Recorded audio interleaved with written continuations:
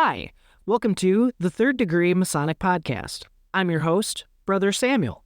And I'm your co-host, Brother Gabriel. And today, we'd like to take a deep dive into history and look back at one of the darkest years in world history.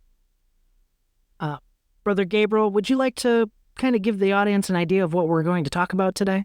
I'd love to. Brothers, those of you listening tonight, I would like you to imagine something with me. I would like you to imagine that you, like any other lodge night, are sitting here in business. You're sitting, listening to the minutes being read. You're sitting, coming up with ideas for local fundraisers. You're sitting, enjoying the company of your brothers. When all of a sudden, there is a very loud commotion outside the doors of your lodge. Your Tyler starts yelling. You can hear unfamiliar voices yelling back. There is a loud crash and a thud as the Tyler is forcibly pushed into your lodge room. And very threatening men come into your lodge room and interrupt the very important business that you're undertaking tonight. The worshipful master and all the other brothers wonder, what is going on? Who are these people?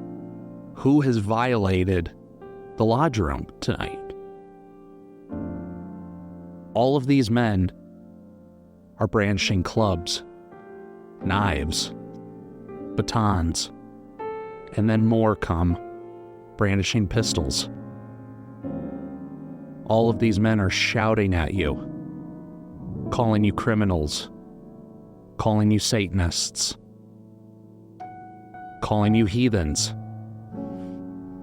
grabbing you by the tie or by the lapel of your suit, forcing you to the ground, or pushing you out of your lodge room. Can you imagine that? I can't. I can't imagine a stated meeting about dues increasing, or Shriner support, or what we're going to do for Tuesday's poker night, being interrupted in such a jarring way, in such a way that most of us are probably not very familiar with. But this, my brothers, was the reality of some of our fraternal ancestors not that long ago. They had to endure things that most of us in these lodges today cannot imagine, would not even know how to begin to react to. So, brothers and those listening tonight, I would like you to join us as we take a trip down the long and storied road of this fraternity's dark and yet enlightening and hopeful journey during the lead up to and during the Second World War. Brother Gabriel, I can't imagine being in a meeting like that. It goes against everything I have ever been taught as a Mason and everything I've ever been taught as a man. I couldn't even imagine something like that happening to me while sitting in a lodge room. How did something like this happen? Well, that's the question, isn't it? And the answer is very complicated. There is no very good, short answer to your question, especially when it involves something as complicated as unbridled hatred and bigotry and misunderstanding. So, where does something like this start then? It starts with people not understanding why their world has collapsed around them. And to understand that, you need to look back a little bit. The history of anti-Masonic feelings in Germany was not something new that just sprouted out of the ground when the Nazis took power. Post-World War I, there was a very large feeling in Germany of betrayal. And this was very convenient for the military and political leaders of the time because they had just lost a war. And not a petty border squabble over resources or small amounts of territory. This was the world's first full-scale modern war. And it left major problems in its wake. Well, even just the economy alone, if I remember correctly from school, the reparations that Germany had to pay the first time around absolutely ruined their economy. It was intentional.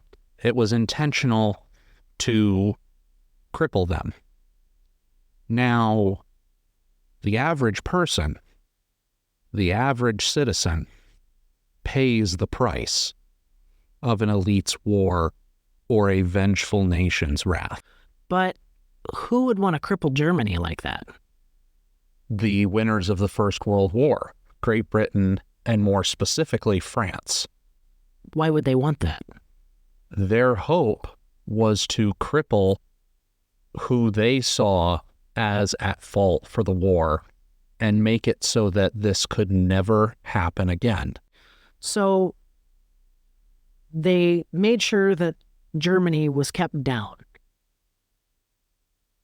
So I have to imagine that the German populace is looking for someone to blame for all of this. Am I correct? Absolutely.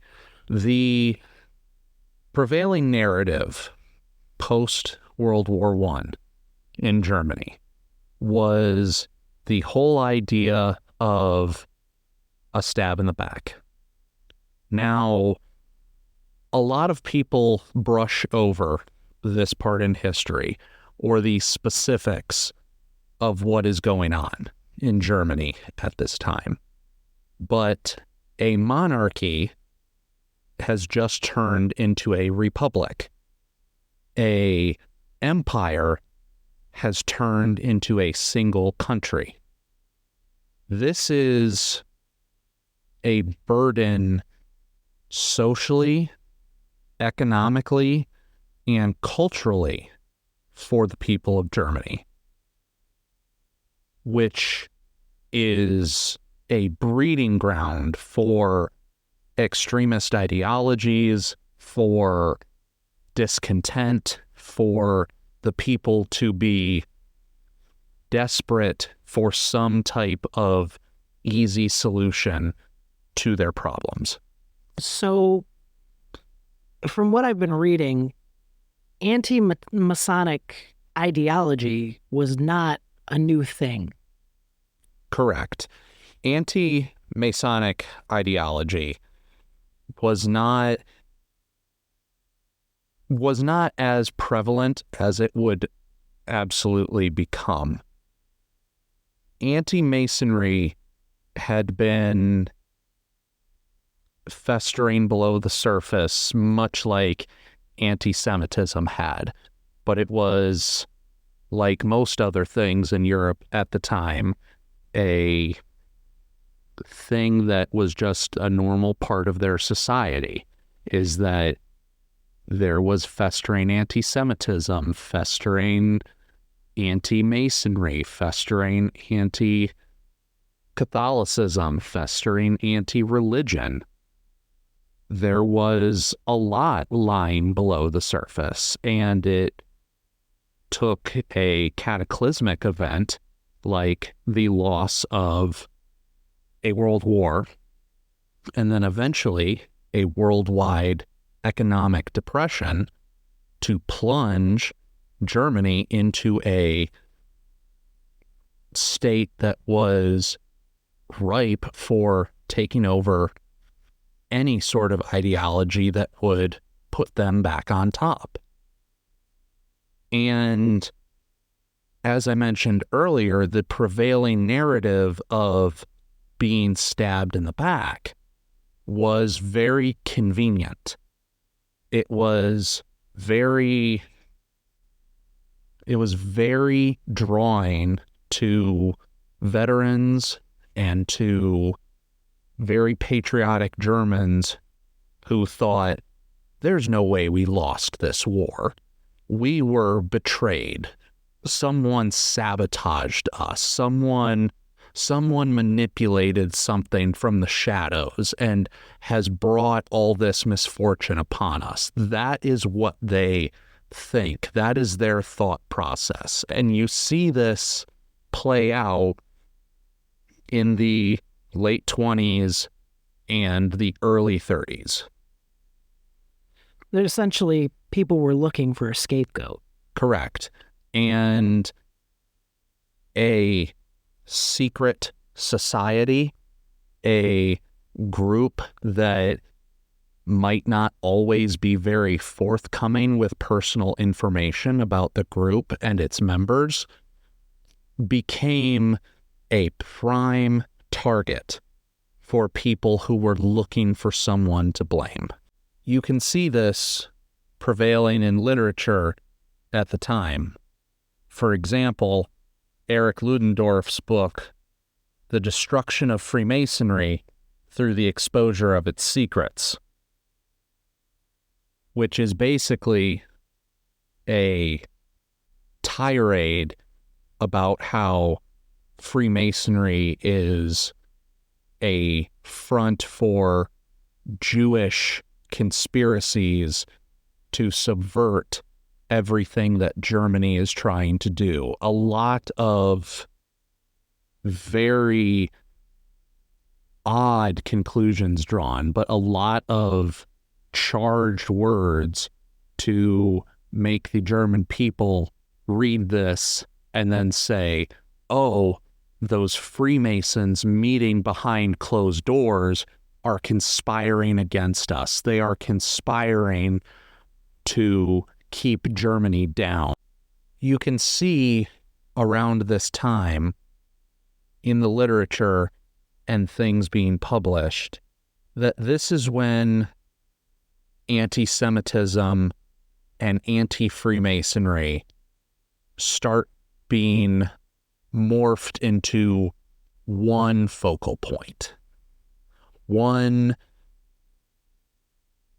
piece of information that is being pushed by propagandists saying that the Freemasons, aka the Jews, are betraying us, are backstabbing us, are colluding in the dark to destroy Germany. This is the narrative that starts being pushed. And I have to assume that that has to do with the fact that we're kind of open to just about anybody joining. I mean, I can't speak for what things were like back then. I don't know everyone's rules and regulations, and I know things change by country, but lodges typically are freedom of thought, freedom of religion. I mean, that comes back from even back in the day. So perhaps maybe that thought that maybe we did have some Jewish members, and maybe that kind of pushed the idea that, oh, they're using us as a stepping stone, as a training ground for pushing some form of agenda that they sickeningly thought was happening. Absolutely. That is the logical fallacy being pushed in these anti-Masonic, anti-Jewish propaganda pieces at the time, is that Freemasonry was never good, but that the Jews are in it and that they are subverting the men of Freemasonry to do the bidding of the Jews behind closed doors It's unhinged. It's disgusting. It's very hard to comprehend because it flies in the face of what we are taught as Freemasons. Now, I can't speak for every lodge at the time. I can't tell you that every lodge was as accepting of thought and people and diverse membership as we might be today. But there were no anti-Jewish lodges, not that I'm aware of. There were no stringent anti-Jewish requirements in lodges, and that was used as ammunition by these people pushing this disgusting narrative to say, oh, look, the Freemasons are a tool for the Jews subverting us. I believe that's even in Hitler's Mein Kampf, if I'm correct. I read some kind of, translated, paraphrased sections of it, but I think he even talks about how we had succumbed to the Jewish thought process, which is about the most disgusting thing I've ever heard, on how you could turn one group's religion into a hate message for another. It's absolutely disgusting. But I have to assume also that this did not start off as just the Nazis kicking in the doors of these lodges. It had to start somewhere. Correct. Freemasonry has always had its detractors. Freemasonry has always had the town lunatic saying, oh my God, they're sacrificing babies to fuel demon wars in their lodges. There has always been that sort of outcrying by those who refuse to understand or refuse to be able to have a rational discussion. And the Masonic lodges at the time simply thought, well, we've weathered anti-Masonry before, we'll weather it again.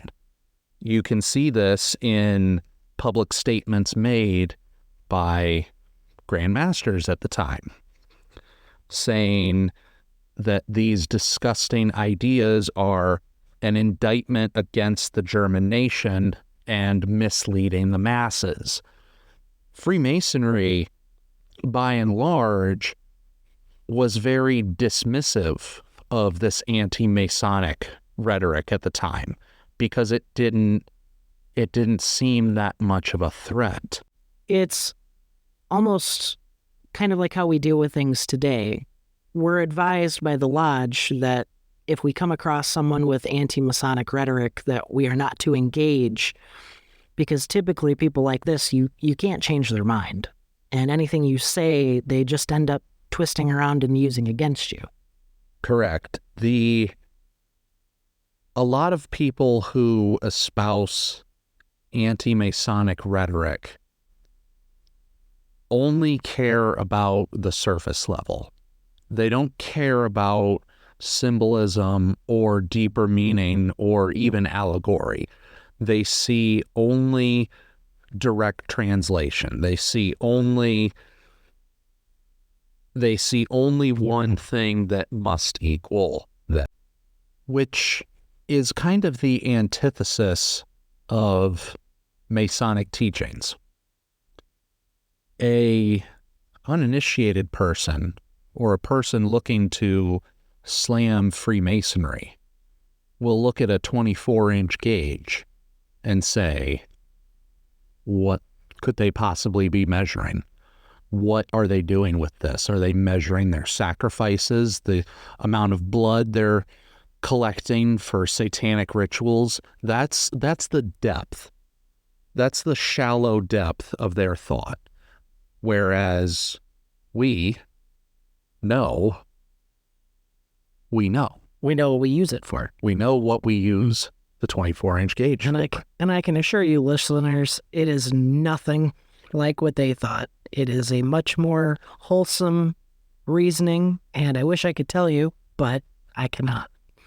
But anyways, as you were saying, Brother Gabriel.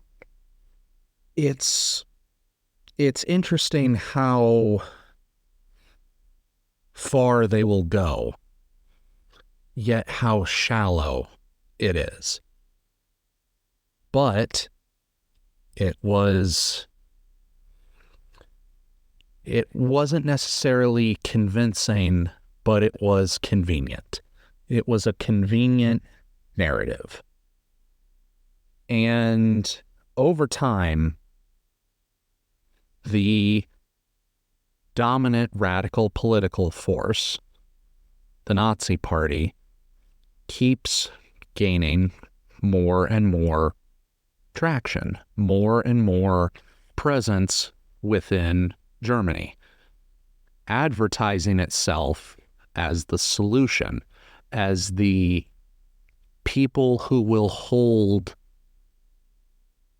the perpetrators, the people who ruined Germany, to account. It will make it so that no one will ever sabotage Germany again.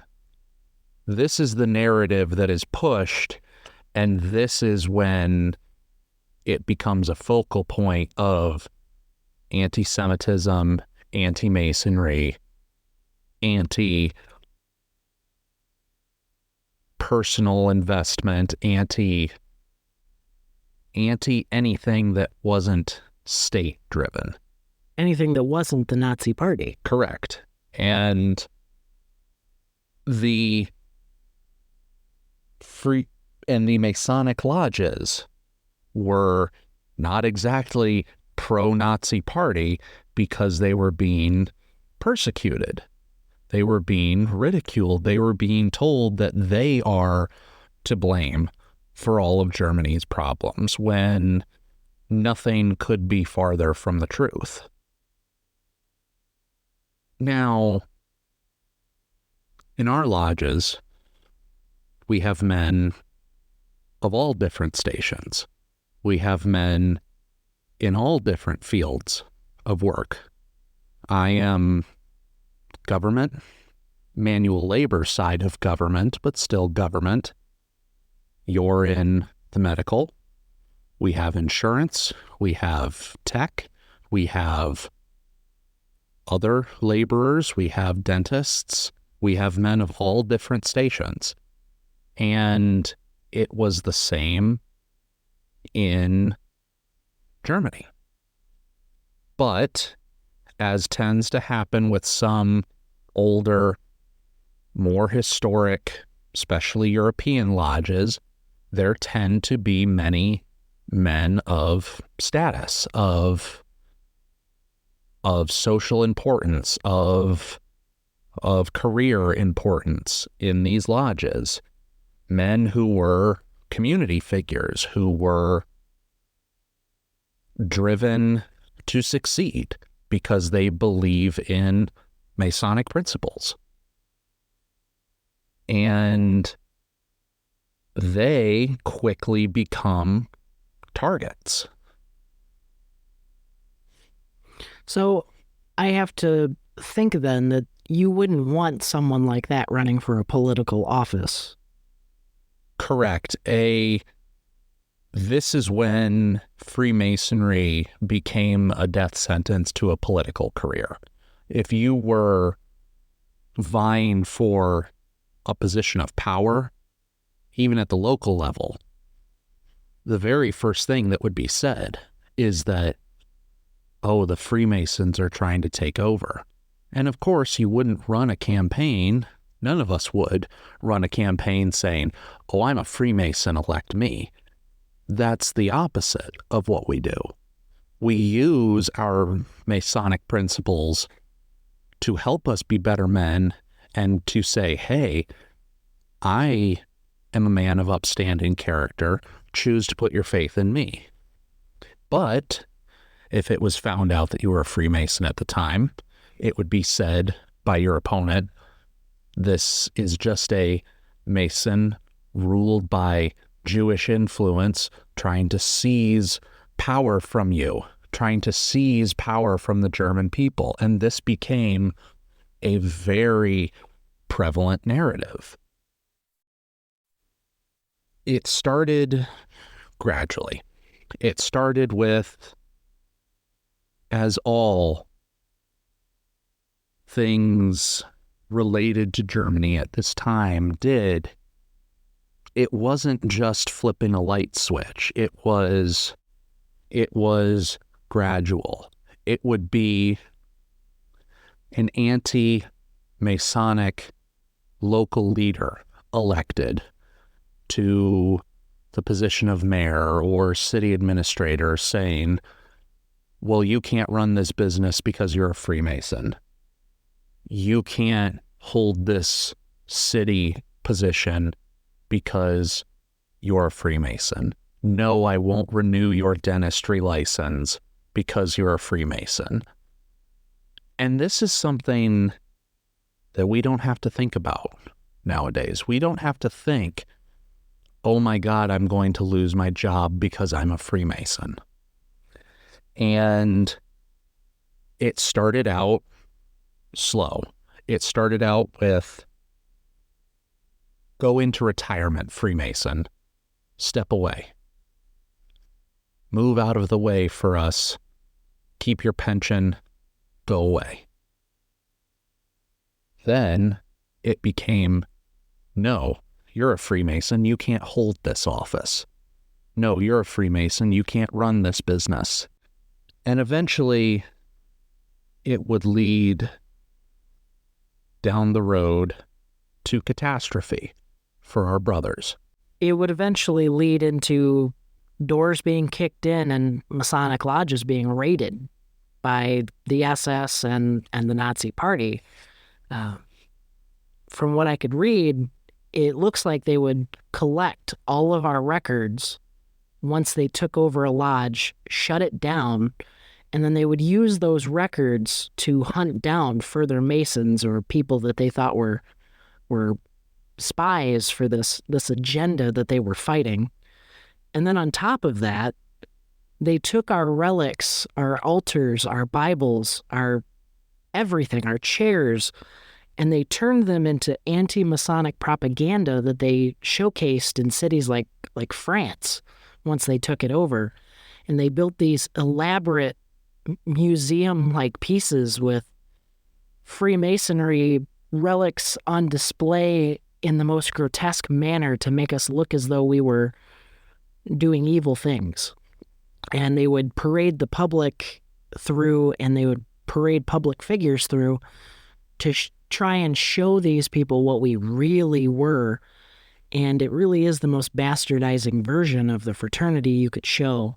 And a majority of it, based on some of the pictures that you can Google, really was placed towards the Jewish people and anti-Semitism, and really added a lot of things that aren't even in Freemasonry to make it appear as though we were agents of this religion and that we were doing the bidding of this evil agenda, which is absolutely preposterous and truly makes my blood boil when I see some of the pictures I've seen online. It really is.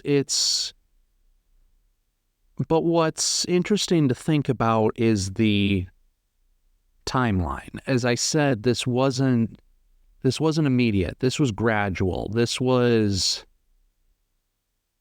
something that started in the late 1920s and culminated in the late 30s. The Nazi Party first started gaining political traction in the very late 1920s, early 1930s. Hitler becomes Chancellor of Germany in 1933. And then in 1935, the German Parliament building, the Reichstag, the equivalent to our Congress building that we all know and love in Washington, D.C., the German parliament is burned down, catches on fire, and burns down. Now, we're not going to necessarily get into the history of that, but what pertains to Freemasonry is what happened in the wake of that. The Nazis used this as an excuse to pass more and more anti-Jewish, anti-communist, anti-Masonic laws. They're specifically the Reichstag Fire Act of 1935. So now we are over 5 years into this gradual anti-Masonic leaning.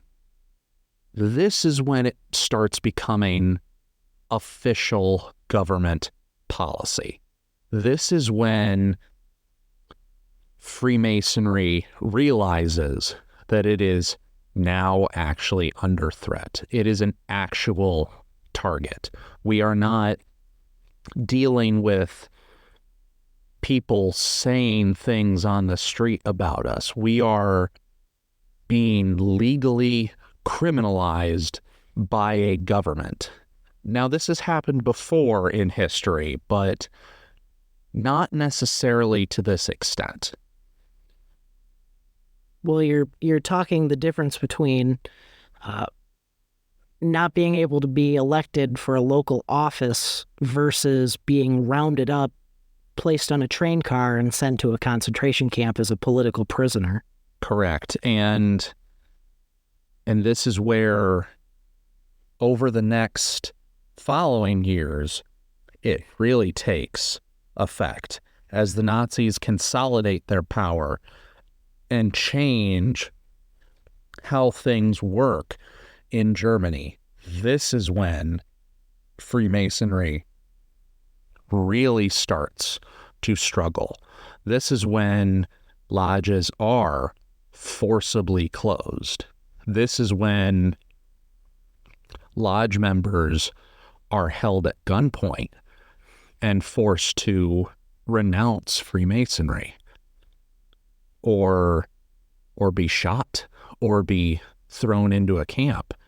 And many of our brothers at the time probably were fathers or uncles or family men who were suffering and being told, not only can you not work the craft, you can't see your family again because you're a Freemason, or you can't make a living to support your family because you're a Freemason. I could not even imagine. And this is low levels of persecution. This is nothing compared to what other people had to deal with under the thumb of the Nazis. But even still, Freemasonry was made a target. As you mentioned earlier, once you get closer to the start of the Second World War in 1939, and even further into 1940 after the conquest of France, this is when the Nazi propaganda machine is at its height.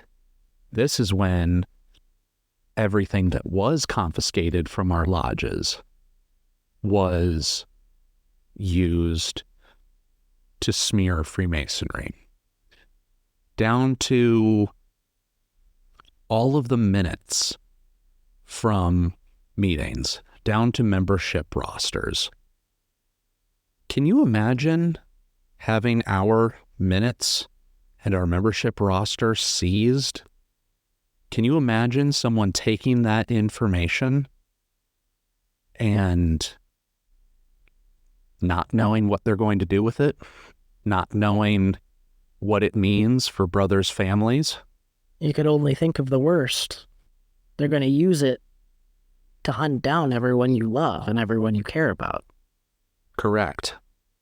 And I'm I'm seeing on here that it looks like at a certain point, it was German policy that all Masonic lodges were closed and all of their members were either rounded up and sent off or they denounced Freemasonry. Correct. But there was one thing that brothers did in secret. They knew that they could no longer wear any form of Masonic regalia. They couldn't come up and shake each other's hands on the street, and they couldn't even call each other brother. But they adopted a flower known as the forget-me-not, a flower that they would wear on their lapels, both in public and also in the concentration camps, that they would wear on their uniforms if they could manage it. And this flower designated them as a probable brother and that they were not alone.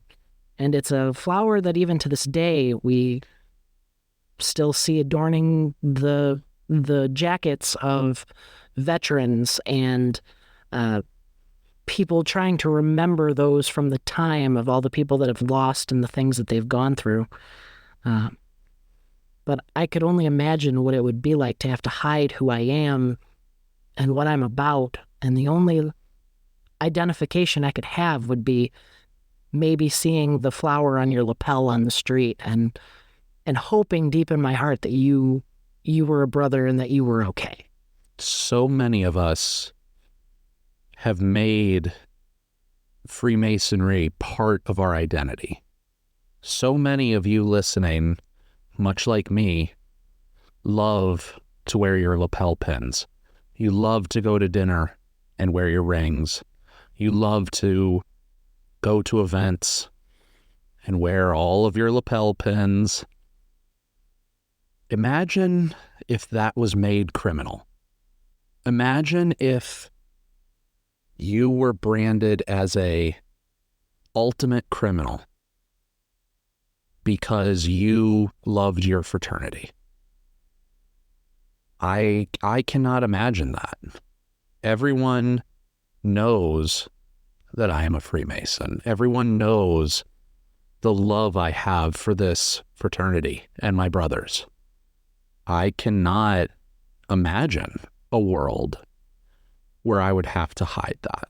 I can't imagine what some of these men must have gone through. And I like to think that if I was in their position, I would be proud to say, I am a Mason. But I also just became a father. And I can't imagine having to choose between the fraternity I love so much and never seeing my family again. And I don't know if I could fault brothers who came before us for making the choice to protect their families, to renounce membership of the fraternity, to willingly turn over minutes and membership rosters because they have a family at home. This is something you and I have never had to deal with. This is something that is foreign to us. Well, and not even to mention that, but the options were essentially renounce the craft or die. Your family could die. You could die. It's a choice that I'm glad I hopefully will never have to make. I know who I am deep on the inside, and I would rather die than let someone dictate who I am. But I've also never been in that situation. It's really easy for me to talk tough and say what I would do, but genuinely, I don't know. But the real question is how invested in the craft and Freemasonry would you have to be? Just how much would you have to love this fraternity to do it and to continue to be a Freemason, a proud Freemason, and be sent to a concentration camp, a work camp, and still continue to practice your craft. Do you think you could do it? I'd like to think that I could do it, but I wasn't there. I wasn't forced to endure something like that. Well, I would like to turn to a very strong group of men who did just this very thing. While they were in a concentration camp, several Masonic brothers formed a lodge within that concentration camp. The lodge was known as Cherished Liberty Lodge in English. I don't wish to butcher the name. It's in French. Perhaps my partner here would be able to speak it a little better than I would. Liberté chère, I believe. Yes. As I said, that was the Cherished Liberty Lodge. It was founded on November 15th, 1943, by 7 Bulgarian Freemasons and several resistance fighters. It was formed inside Hut 6 of a concentration camp known as Emsenlager. Emslandlager. Emslandlager. Number 7. Number 7. They would meet for work inside the hut at a table, and it would normally be used for sorting cartridges and other various pieces of equipment that the Nazis had them building at that time. And they even got a Catholic priest to stand outside the door and allow the brothers to hold their meetings, and he protected their secrecy. Their master was known as Paul Hansen. He was elected to the lodge, and they even initiated, passed, and raised a member while in a concentration camp. They managed to do these meetings on and off for 30 minutes every day, and they initiated, passed, and raised a man in the degree. However, by the end of the war, only 2 of the members of this lodge would survive the war. And I just think it's absolutely astounding that even in the face of absolute hell, I mean, you are in hell, day in, day out, underfed, undersleeping, working your fingers to the bone, but they still managed to find solace in Freemasonry. And not only in Freemasonry, but we're also able to pass this knowledge along to another person while in hell. That is astounding to me. I can't believe it. How much would you have to love this fraternity to do that? To know that every second, instead of trying to plan an escape, you're passing enlightenment on to another man.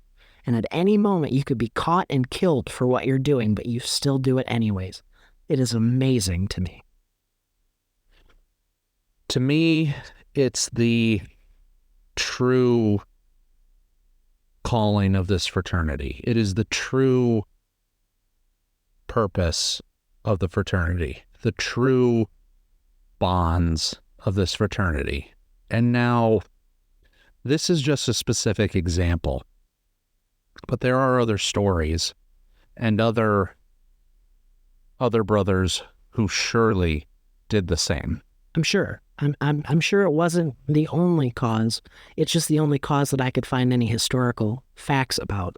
And unfortunately, we may never know some of the struggles that some of our other brothers went through. Thousands of Freemasons were sent to concentration camps, and not many survived. And I like to think that many of them held on to enlightenment and faith in the fraternity to the end. In each other. And in each other. It might have been the only thing that kept them going. And we recite this. We work through that in our rituals. We say that. And I think we live it. I think you and I are shining examples of that. But these brothers really lived that. 100%. Now, Freemasonry is a lot of things. Freemasonry, as we have seen just by listening to this story, is something that can hold brothers together at the lowest point. But let's also talk about Freemasonry at a very high point, at maybe what might be one of its highest points. And, Brother Gabriel, exactly what would that high point be? I think that high point would be Freemasonry coming together to support the armed forces and even just the public during our war effort. By who? Well, let's talk about Brother Winston Churchill, about Brother Franklin Delano Roosevelt, about Brother Harry Truman, about Brother and General MacArthur, just to name a few. And, sorry, I didn't mean to talk over you, but those are all allied powers. Yes. There was overwhelming support in the hierarchy of the Allied nations by Masons or by people who respected the fraternity. Now, they didn't use their membership in Freemasonry as a calling card. In fact, very few people even know that many of these men were Masons. But these are men of influence. These are movers and shakers who may have been in those positions irregardless of their membership in the fraternity. They are men who have also had their stories told. They are men who have given the interviews, who have had the news reporters in their faces, who have had their accolades sung at length on the History Channel. What's not so well known is the massive amount of contribution and work put in without any thought of reward by Freemasons all over the country, by Freemasons who saw it as their civic duty to enlist and fight this war against tyranny, by Freemasons who opened their houses to a weary friend or a weary brother, by Freemasons who checked on their community members to make sure that everyone was doing okay, or that brought a meal to the young wife whose husband left as a draftee or as a volunteer. And also brothers who took it upon themselves to go that extra step, go even further. Well, talking about going further, a lot of us have heard the stories of what we've been talking about. But one thing that I found that I did not know is just how active the local Masonic lodges were and the state Grand Lodges were when it came to the war effort. Many Masonic lodges, especially those in places that were near military bases, completely changed everything that they did. Majority of their young men were off fighting the war, and these lodges completely changed into almost like recreational areas for the soldiers. The lodges became places of comfort and places where soldiers could come after training here in the United States before they were shipped off. They could spend time in the lodges. They had pool tables and foosball tables, poker tables. I mean, you name it, they had it. And realistically, a large number of the amenities that you probably have in your local lodge could have been left over from that time. They spared no expense. They served meals to all of these soldiers and made sure that they were fed and tried to keep them comfortable before they were shipped off to war. Just a statistic that I found from the state of Illinois, between the years of 1942 and 1945, the lodges served over 300,000 meals to the soldiers, and a majority of these meals were served by Eastern Star wives who gave up their time to come up here and man these stations so that way these soldiers could have this comfort and a hot meal that wasn't, something out of where they get their food in like their cafeteria, and let them kind of forget that the world was kind of in a terrible place, even if just for a little bit. And all of these meals in the state of Illinois were funded by the Grand Lodge of Illinois. They asked Masonic lodges to donate 10 cents per member per lodge, and then that money was then used to directly pay for all of these activities and this community outreach that they were doing. The Grand Master of the time actually can be quoted saying, "Spend the money, take care of the troops. Without them, we will not win this war, and if we lose, we will not exist." And I would like to think that the morale that we helped to improve with these soldiers drastically changed the war effort, at least in my own mind, knowing that you had something to come back to. And not only that, if you look in the records, it's maybe because of all of this work and all of this work that these lodges did during this time of war, that you can see some absolutely astounding numbers when it comes to membership after the war. I mean, the numbers don't lie. Just for the state of Illinois alone, it's absolutely insane how drastically their numbers increased after the war. Do you have that paperwork, Brother Gabriel? Maybe we can give them a idea here of the numbers we're talking about. I do. So, prior to World War II, membership in Illinois dropped from 293,000 members to 192,000 members. That is a significant loss for a Grand Lodge, for an entire state. And then after the war, the numbers increased from 192,000 to 243,000.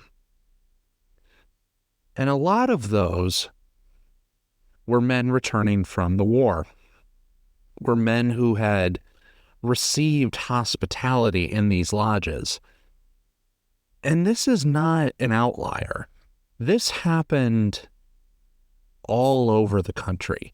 This is just from Illinois. I don't even have the statistics or the stories from lodges in Virginia or our state or California or Texas or anywhere. And that's what I think is important about talking about this, is that we have lost some of those stories. We have lost stories of Masons who opened their own homes and their own pockets because they believe in the values of the fraternity, and they wanted nothing in return. They did it because they are good, upstanding men. They did it because they believed in the values of the fraternity, and they did it on a worldwide scale. I mean, this was happening at lodges in America, in England, in Brazil, in anywhere that a lodge could be found. They were supporting their community during this time. Our own lodge and a lot of other lodges in this area had a lot of brothers go off to war. And they also had plenty who stayed and started community food drives and collections of materials for the war effort and bond drives, and we don't have all of their stories. We don't have all of the stories of the Freemasons who allowed Freemasonry to shine so bright. We have some of the stories of the Masons who kept the smoldering embers alive in Europe. And we have some stories of the Freemasons who kept the roaring fireplace well stocked here in America. But we don't have all the stories. And we hope that you will tell your story to your lodge, to your family, to other brothers. This fraternity meant so much to some people that they risked their lives for it. And other men embraced the values so much that they wanted to hold other people up, that they wanted to hold their communities up.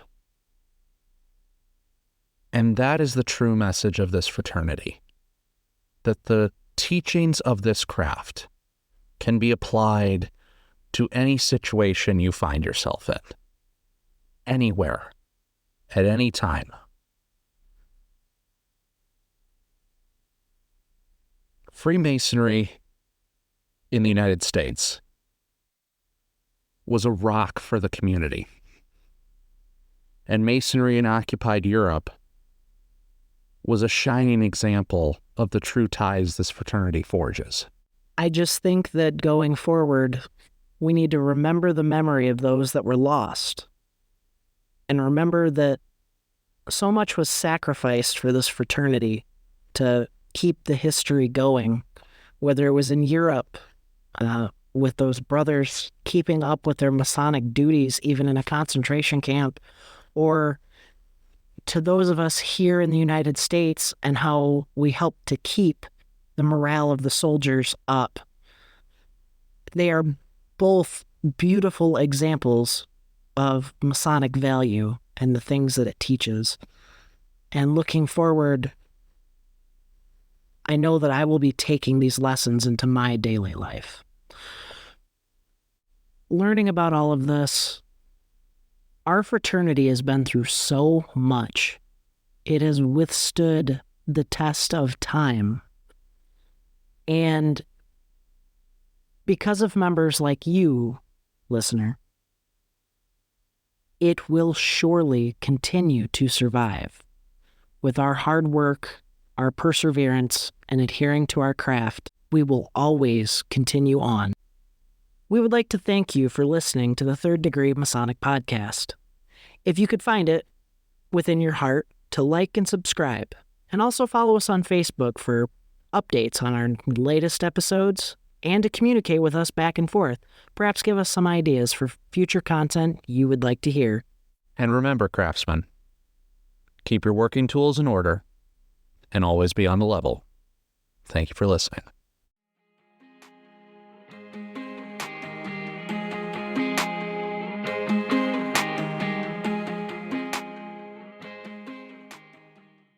The views and opinions expressed in this show do not in any way reflect the opinions, policies, rules, or edicts of the Grand Lodge of Ohio, its officers, or any of its jurisdictions. They are only those of the hosts or the guests.